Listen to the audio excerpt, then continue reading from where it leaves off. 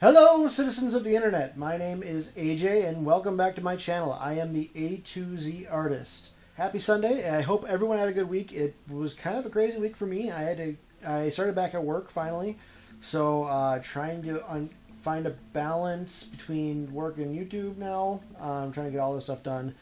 A little bit of a challenge, but I managed to get some stuff done this week that I think will be really interesting.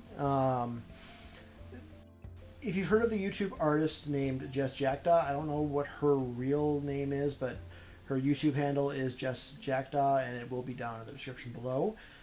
She started this really cool art challenge called the Pokemon D&D Fusion Challenge. It is exactly as it sounds. With the help of her community, JessJackdaw formulated these two different lists.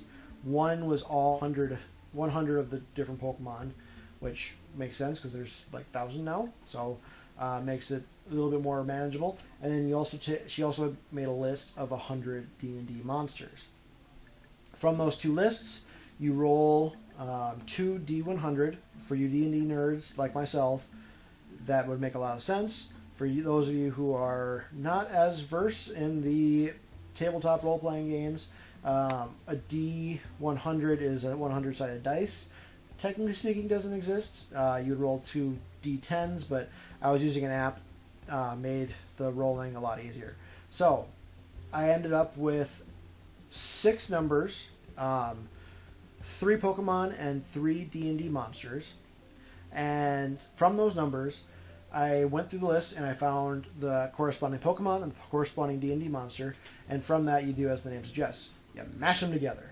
You throw them together and make a new D&D monster out of it. For this one, I got a lot of ones that were really odd combinations, which was actually a lot of fun to kind of figure out new stories, new everything else. It created some interesting character designs because I had to really think outside the box. So I hope you enjoy. Get some Pokemon and some D&D in your life, and let's get into it.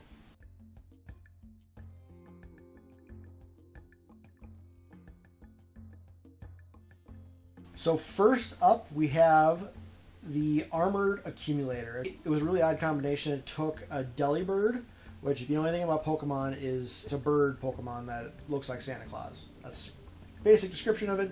It has a sack on its back and everything. So I had to take that and fuse it with a humanoid spider monster called an Ettercap.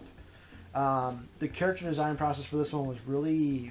took a long time for me to come to an idea I liked, but when I kind of finally stumbled on it, everything kind of flowed out. This is one of the ones of the 3 that I'm really proud of in this session. So let me get into the story that I kind of wrote for it, then I'll get back to some commentary.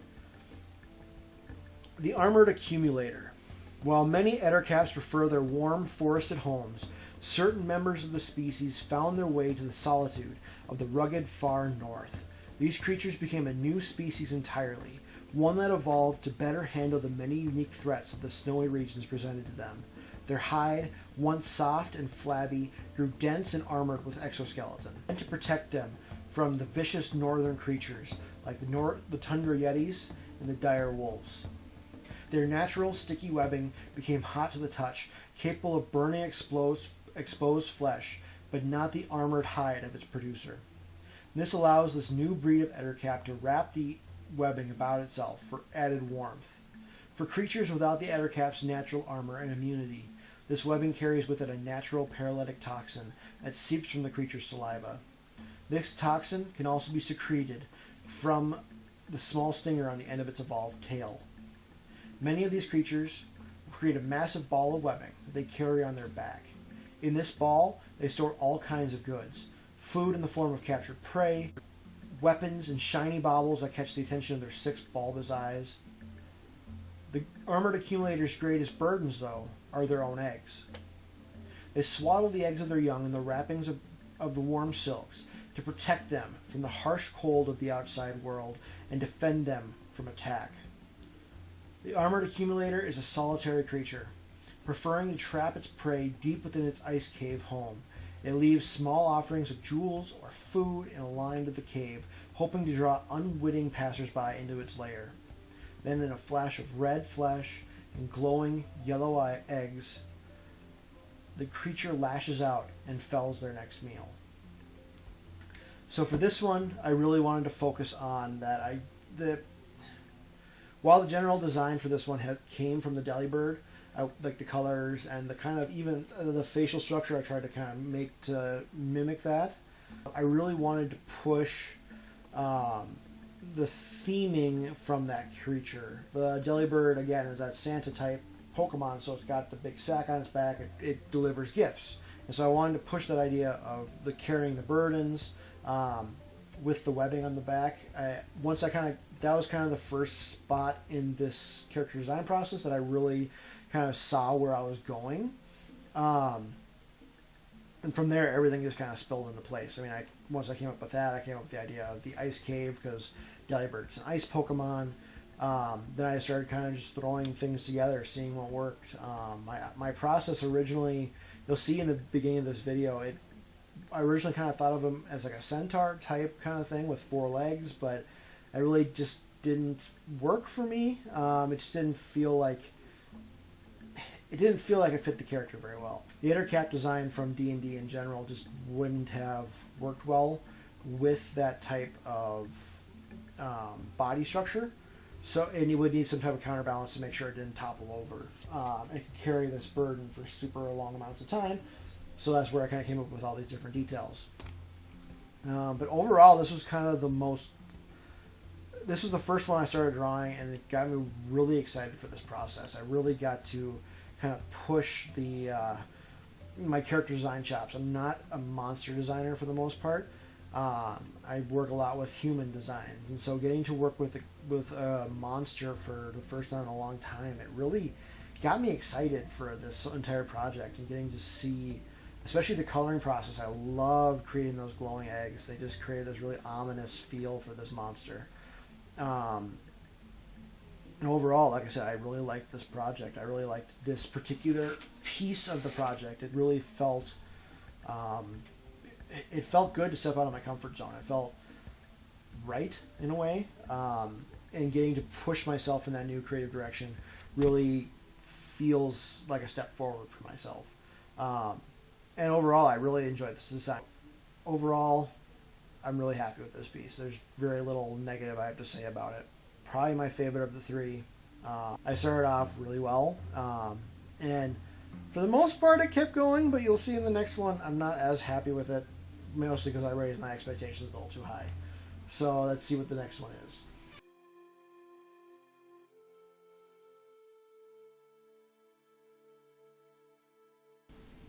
Okay, Fusion 2, the Draconid Harpy. So this one, I kind of came to an idea immediately for this guy, or this pair, I should say, because it's not just one character. I kind of came to an idea immediately, which signals probably why I didn't like this one as much. It kind of seems counterintuitive. Like, if you come to an idea immediately and stick with it, it probably is a really good idea, right? Well, for me, not so much. Usually my first idea is kind of built in with stereotypes and everything else that fantasy and all that come with. And so for this piece, it just doesn't stretch the imagination all that much.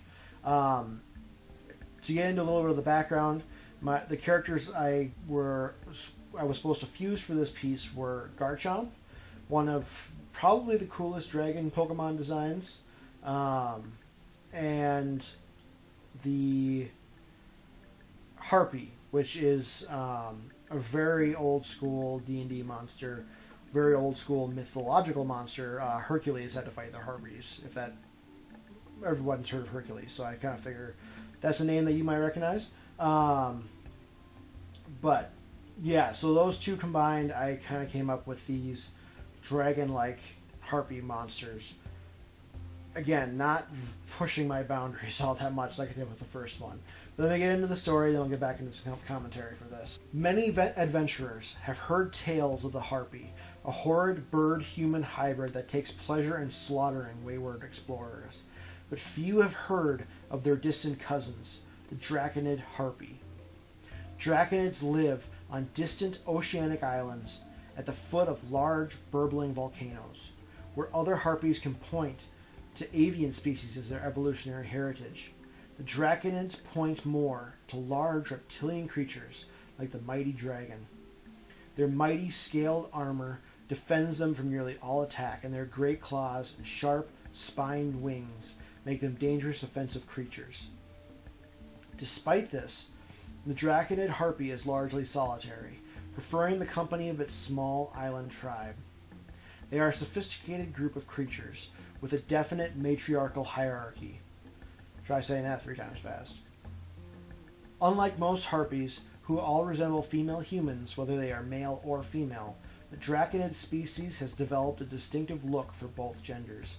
The males, the working class, have a less vibrant color scheme than their female counterparts. The females, the hunters and defenders of the tribe, grow vividly colored scales after maturity, allowing them to draw the attention of foes. When said foes come within range, the Draconid female swoops down and grapples onto them, releasing a series of retractable spines from all over her body.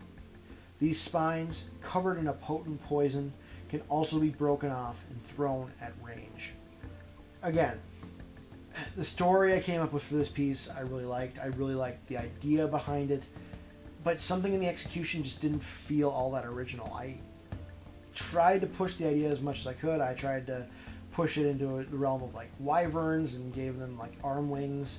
I tried to bring it new places. I don't know how successful I was. They're cool. I really like the idea that I pushed the design into 2 directions, mostly because Garchomp is not only one of the best designed Pokemon, but it has one of the best designed Mega Evolutions. So I tried to go with that design as well, with the female of the species. And again, there's some interesting things I did. I like some of the stuff with the female creature, especially the color scheme. I like the very saturated colors. It makes sense for the story why she would have more saturated colors, because she's trying to draw the attention of prey and enemies. But again, it's just there was something that didn't click into place with this one like it did with the last, which is just something that's going to happen. I mean, I'm not happy with every design I've ever done. This is obvious proof of that, but I don't know. I've always felt like you don't necessarily need to be. Every drawing that you do is going to be your drawing. It's going to be something that's going to push you in a new direction. I mean, I suppose you could draw the same character over and over and over again, but even then, you're still practicing and you're still drawing every day. You're still doing something every day with your talent. If you draw the same character every day, you're going to get better at drawing that same character. But nevertheless, I could have pushed this in a new direction. Like I said, I'm not unhappy with my results with this one. I'm just not excited about them. You know, that might be the best way to describe it. I'm not unhappy, but I'm just not wowed by my results. It just felt like I've seen these things before, you know. It just felt like a lot of different media franchises have tried to do something similar with this, and I just kind of phoned it in with this, which makes me feel bad. I don't like the idea of phoning it in for a piece I'm doing, but sometimes you'll fall into your own ruts, which just happens, and it's an important lesson for me as an artist. I don't need to be happy with everything I do. It just makes it so that I can make sure I do the next one better. And in this case, I felt like I did do the next one better. The next one is probably not my favorite. I think the Armored Accumulator was my favorite, but the next one on this list is better by far, and one of my favorite character designs I've done in a very long time. And here we have our Draconid Harpies.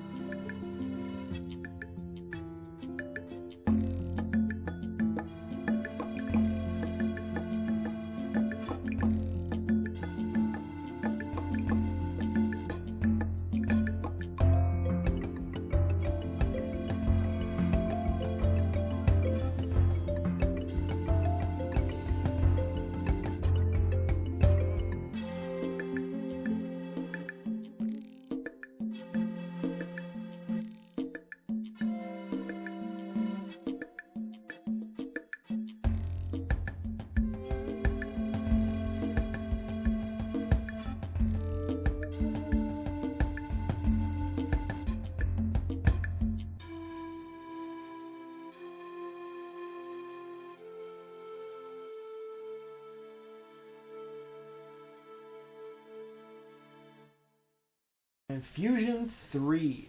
So this one was probably the most odd of the fusions I had to do. When I came into this one, even more so than the Delibird and the Ettercap, this one just had absolutely nothing in my head that seemed to click together. I had to fuse together Grimer, which is a Generation 1 Pokemon.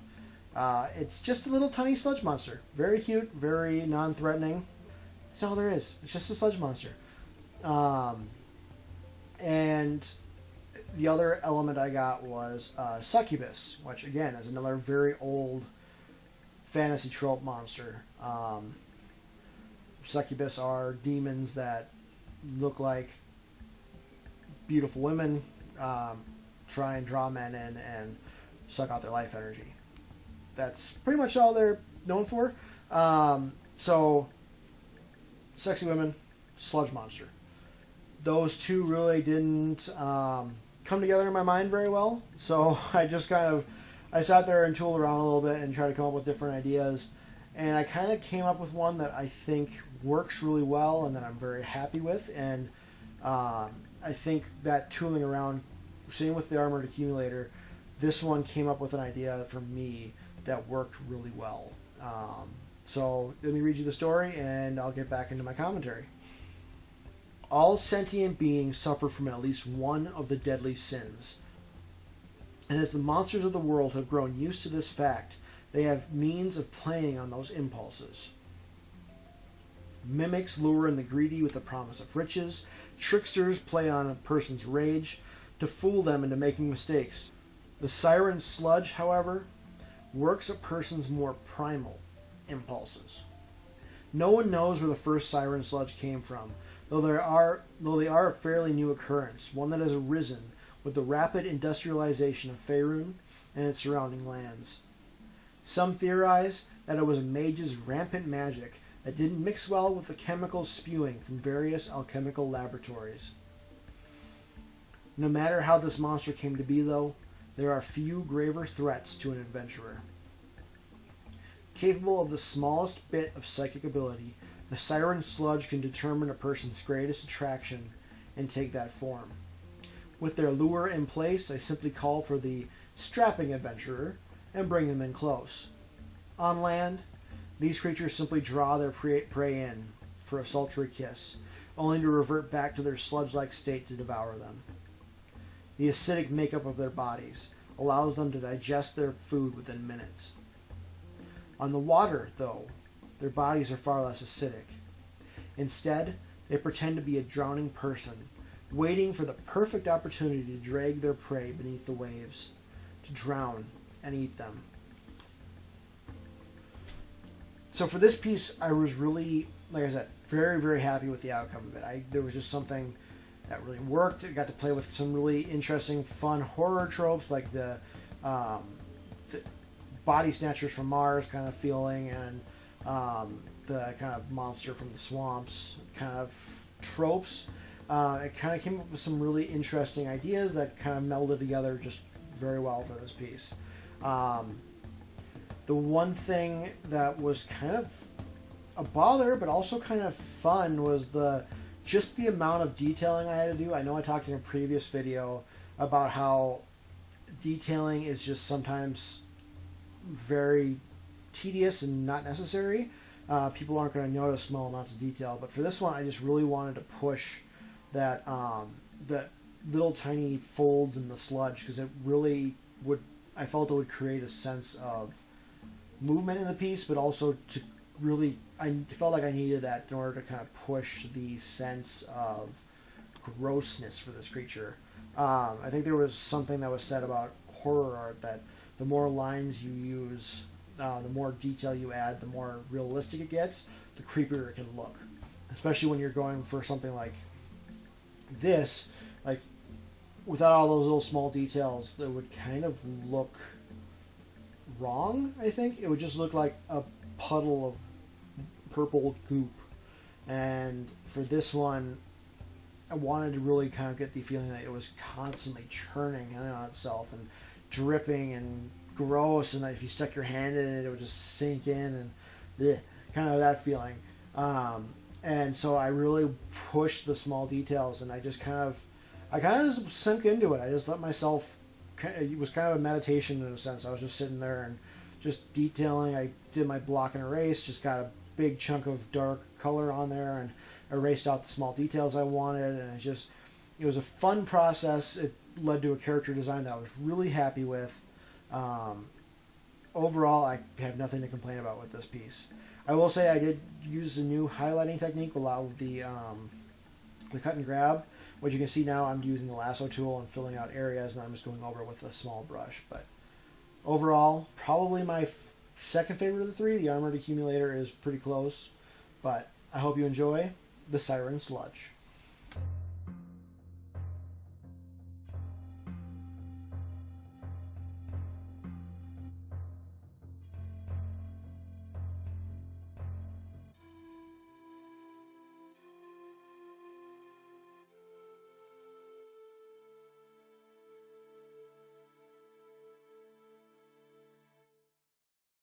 So that's all for today's video. I hope you liked what I did today. It was a really fun experiment. Pokemon are by nature meant to look very cute. I think what I've heard is one of their design philosophies is that when you first look at a Pokemon, you got to go, I wouldn't mind if that thing was my friend. With D&D monsters, the design process goes, I need to fight this thing, I need to kill this thing wants to kill me. So there's really very little cute in the D&D monster universe. So it's a fun challenge to try and push them that way, you know? It's a fun challenge to really try and explore that design possibility. I think it would be kind of fun to go the opposite direction as well. Like maybe instead of taking a D&D monster and combining it with a Pokemon, maybe turning a D&D monster into a Pokemon. I think that would be a really fun, unique challenge, and one I might get to here in a couple of weeks. I have a few ideas for the next couple of weeks coming up, so but definitely something I'm going to keep in the back burner for later, because that would be a ton of fun, cutifying some creepy old monsters from D&D. But anyway, I hope you liked today's video. If you did, be sure to give me a thumbs up, like down below. If you like my channel, subscribe. I'll love making these videos. Every week is a blast. So, and be sure to leave a comment down below.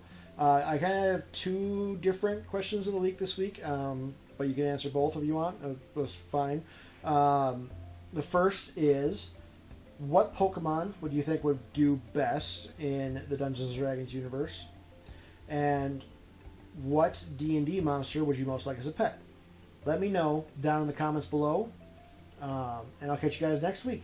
Be safe, be kind, and make sure to have a little fun this week. Bye!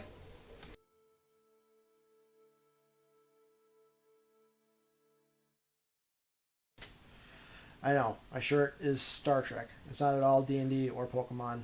Apparently, I'm the type of nerd who doesn't advertise everything he loves with his t-shirts.